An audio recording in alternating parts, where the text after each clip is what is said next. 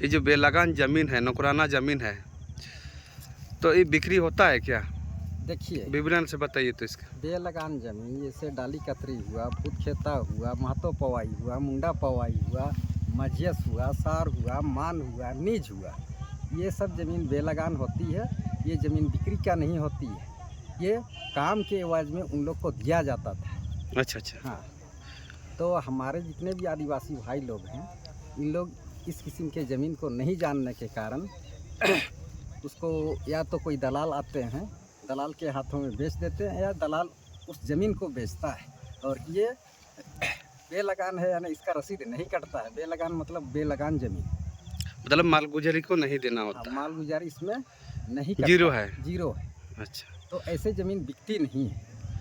लेकिन ये ज़मीन तो किसी महतो ने जरपीसी के माध्यम से 20 साल के लिए लिया था, तो वो तो किस तरीके से ये रजिस्ट्री कर लिया, और सुनते हैं कि रसीद भी कटा जा रहा है उसका नहीं, नाम से। ये सब गैरकानूनी ढंग से, ये जो महतो है इसमें देखिएगा क्या महतो है, ये महतो है, वो महतो, हाँ, कौम मुंडा उसमें है, यानी मुंडा का ही ज़मीन है।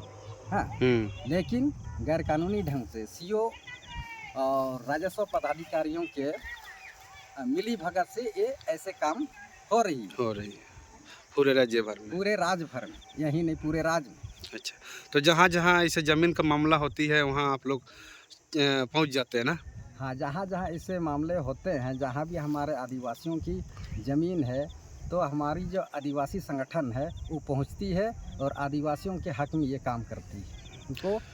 अच्छा, आप लोग जैसे हाई कोर्ट में जो ज़मीन का मामला चलता है, तो हाई कोर्ट अभी तक किसी का ज़मीन को दखल दहीनी नहीं दिया है, तो आप लोग संगठन के माध्यम से जो ज़मीन में काम करते हैं, तो किसान तक में आप लोग मतलब दखल दहानी दे देते हैं? देखिए, हाई कोर्ट केवल आदेश पारित करती है, दखल दिहानी वो नहीं करा पाती है, क्योंकि उनका आदेश अभी भी देखिएगा इसमें आयोग का रिपोर्ट है।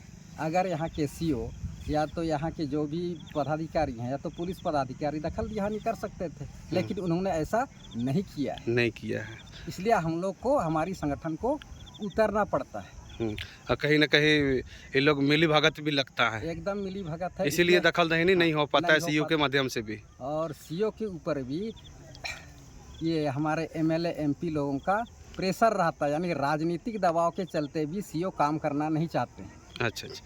तो मैंने एक हेसल में एक ज़मीन का विषय में हुआ था, हाँ, वहाँ का सीईओ तो वहाँ का 3 तल्ला का बिल्डिंग को भी बुलडोज़र से गिरवा दिया था। नहीं, देखिए होता क्या है, जब वो प्रेशर में आते हैं, देखिए यहाँ भी काम करने के बाद में देखिएगा कुछ अब अंचल अधिकारी ये एक्शन में आते हैं कुछ कुछ मामलों में, लेकिन सब मामले में ये भी नहीं करते हैं। अच्छा, जहाँ संगठन मजबूत है और देख रहे हैं कि हम पर दबाव ज़्यादा पड़ रहा है, तो ये करना शुरू कर देते हैं। अच्छा, मतलब उसको नौकरी हाँ, जैसे खतरे में होती है तब जा कर के वो एक्शन में आते हैं। एक्शन में आता है। एक्शन में बाकी अगर कोई संगठन कोई प्रेशर नहीं पड़ा है तब तक वो तो वो अपना काम अपना बंद रखता है। ले रहे हैं, रिश्वत ले रहे हैं और काम कर रहे हैं। सरकार का वेतन ले रही है। सरकार का वेतन ले रही है और इन लोग से पैसा ले रही है। अच्छा, हेमंत सोरेन, आदिवासियों का वोट से बहुमत सरकार बनी है, तो ज़मीन का बारे में क्यों नहीं बोलता है? इसका बारे में कुछ बोलना चाहेंगे?